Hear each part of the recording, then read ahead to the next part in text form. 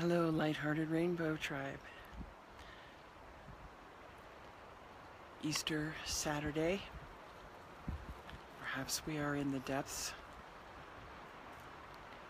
where this that is the unity consciousness of our being drops down into the collective darkness and brings the light to elevate the vibrational frequencies of the collective. It is the gift of unity consciousness to us in all of the cycles of life, and is what we celebrate very particularly on this weekend, and rejoice in that we are used in this way to bring the light to the darkness. So let us allow this light to shine within us as we enter into the radiant silence of our true nature, the thunderous silence that echoes throughout all of eternity.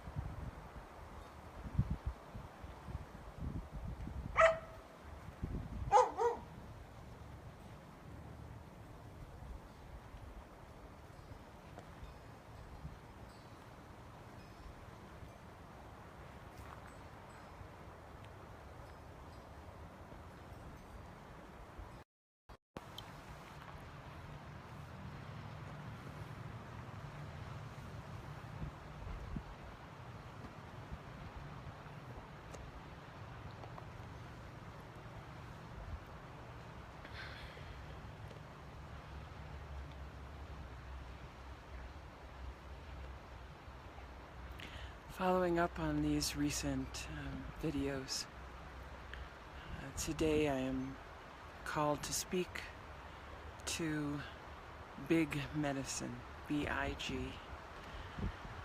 which stands for By Infinite Grace.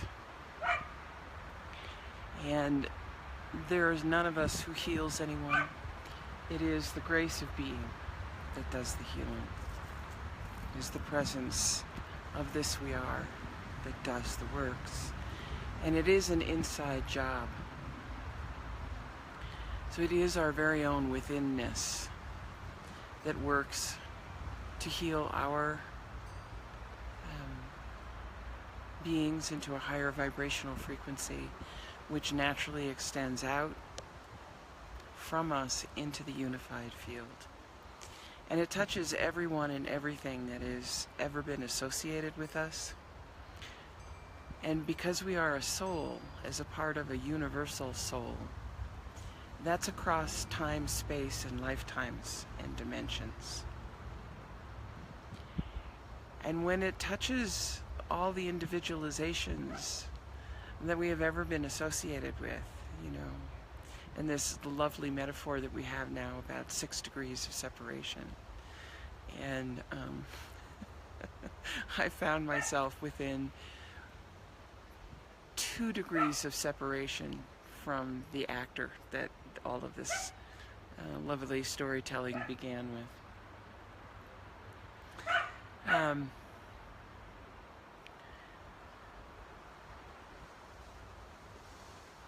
So we know from science now that those of us who have been associated with one another, especially with any degree of physical contact, a shake of the hands, a hug, that there is a quantum entanglement that happens. We see that physiologically, as well as emotionally, mentally, spiritually, through our consciousness, our soul, we are associated and entangled. When our vibration shifts, comes into higher levels of frequency, collectively, physically, emotionally, mentally, spiritually, throughout our whole system, that vibrational emanation is speaking. It's communicating. And when we are open and receptive to the essence, the source of all existence, and it is utilizing our system for its purposes, its works, and is speaking in the silence, in the receptive openness of our being, speaking.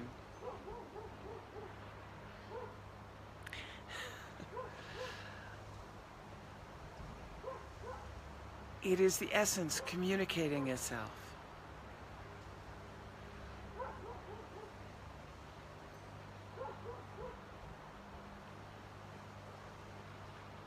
And the word that cannot be spoken in truth, but is the truth, emanates and vibrates out into the field. And anyone that is associated with us within even, 2 degrees, let alone 6 degrees, feels it, is benefited by it.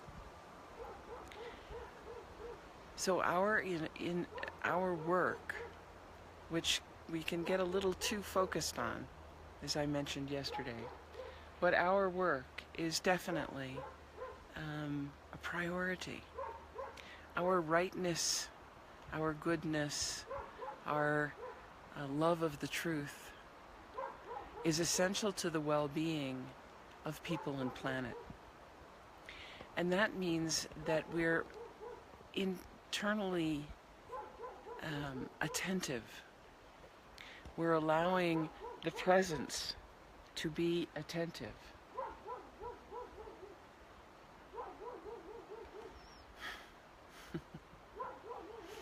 To us internally, to bring us to rights, into accord, into alignment with itself. And this is because we have unlearned how to be externally oriented and learned how to remain receptive and open and silent within, attentive to this emanating, vibrating, communicating essence of our being. And in that, we are offering forth, through our own now affected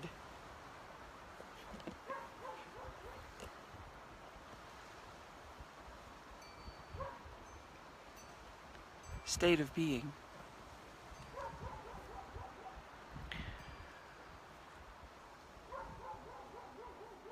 the entirety. And when our consciousness opens out, which it will do in meditation or contemplation in the silence, into that recognition of the all-encompassing, all-pervading, unified presence of being, it can affect, it's affecting the universe. Now, it's not something that I of myself can make happen or do. All I can do, and the responsibility for the individual, is to turn within, to rely upon the withinness for everything. That's the responsibility of the individual. The responsibility of the presence itself is to respond. It's to give forth, which it does all the time without ceasing as a matter of grace. It's no respecter of persons. The difference is who is receptive. That's what makes all the difference. And when we've received the information that it is essential for our well-being to be receptive to this innermost being of the depths of our infinite heart,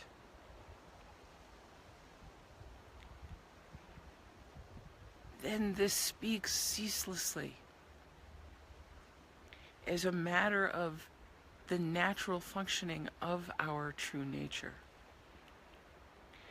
So it is said frequently that our true nature is no respecter of persons.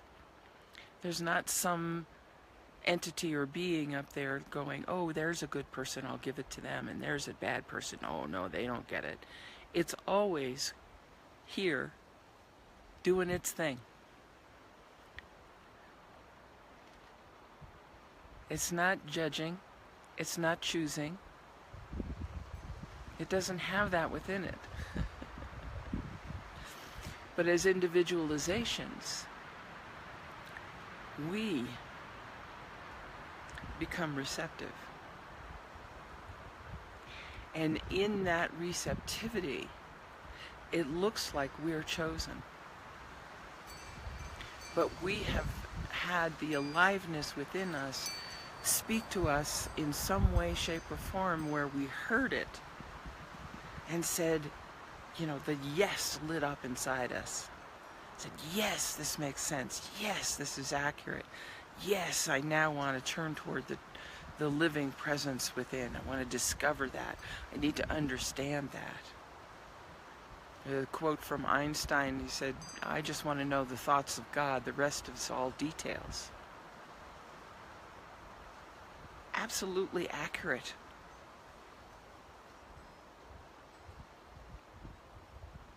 And we can read scripture, we can read the writings of people who have had realization or, been utilized to bring forth the word in some form of expression.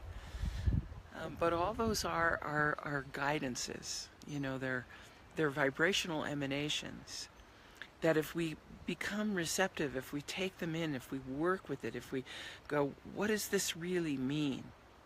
Even the statement from Einstein, yeah, I too want to know the thoughts of God. What does that even mean?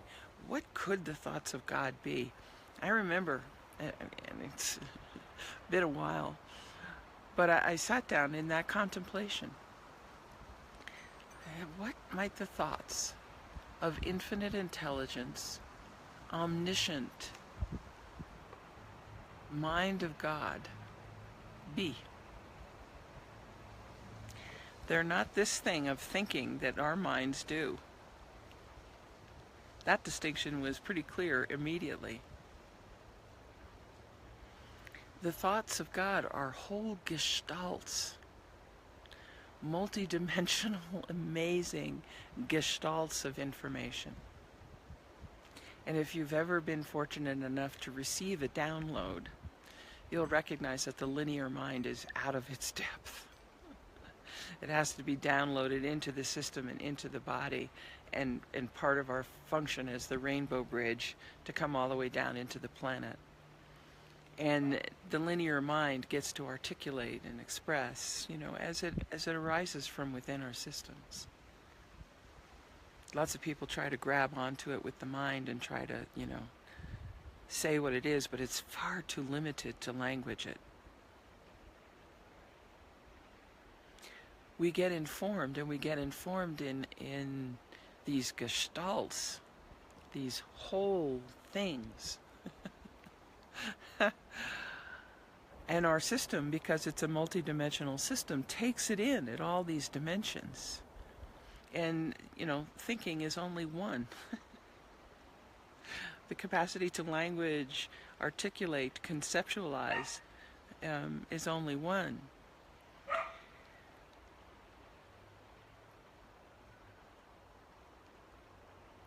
It's useful.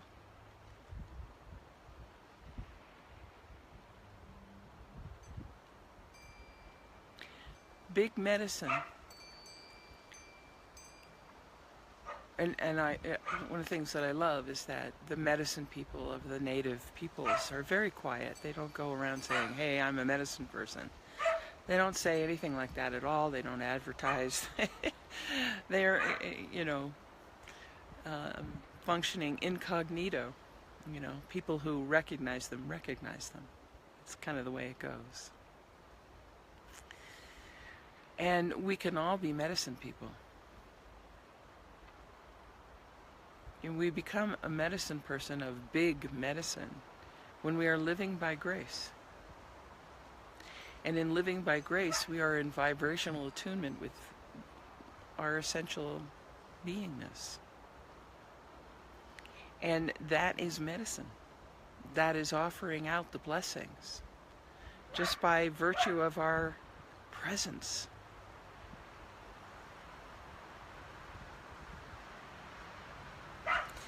By virtue of our being engaged in real prayer, in allowing the expressiveness of our true nature, which we are inwardly attuned to take up the space in the room of our systems, not otherwise occupied, and express itself out naturally, easily, spontaneously, vibrationally, in the demeanor and the attitude with which we're living, which recognizes the truth that all of this is the creative life force energy of being. It is light itself, all vibrationally taking various shapes and forms.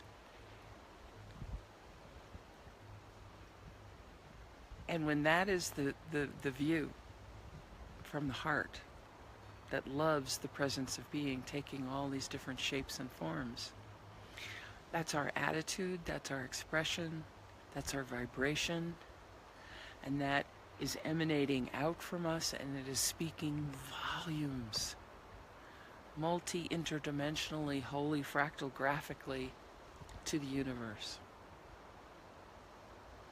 So it becomes all the way down to the infinitesimal quantum coherence, vibrating physiologically, coming up through all the different functions of the body, bringing them all into rightness and accuracy.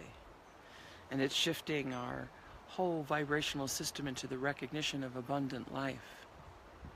And so naturally, we're drawing that. We're vibrationally moving in an energetic that says everything needed is supplied by the law of infinite supply, infinite invisible supply, making itself visible constantly, nanosecond by nanosecond, with every single particle of existence. And that we know from science that we live in an observer-created reality. It is our perception. And when we perceive, when we are given to perceive, when the eyes of beingness itself are looking out from every cell of our body, perceiving itself in every cell of existence, we're in a different realm. We're no longer in the hell realm of separation, not within ourselves and not in the external realm. We are living in the secret place of the Most High. We are dwelling within the indwelling presence, and nothing of disharmony comes nigh our dwelling place. This is our natural habitat. It is the environment, the holding, all-embracing, loving environment of the beingness, this light-hearted being that we are.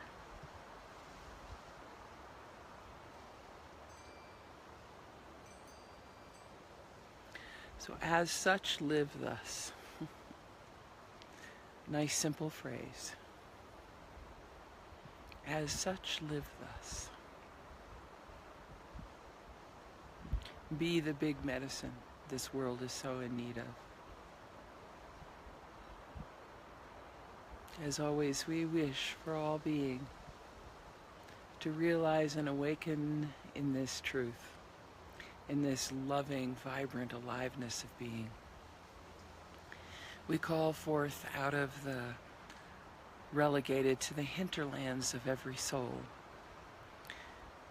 to come up, to rise up. It is the unity consciousness uprising this weekend,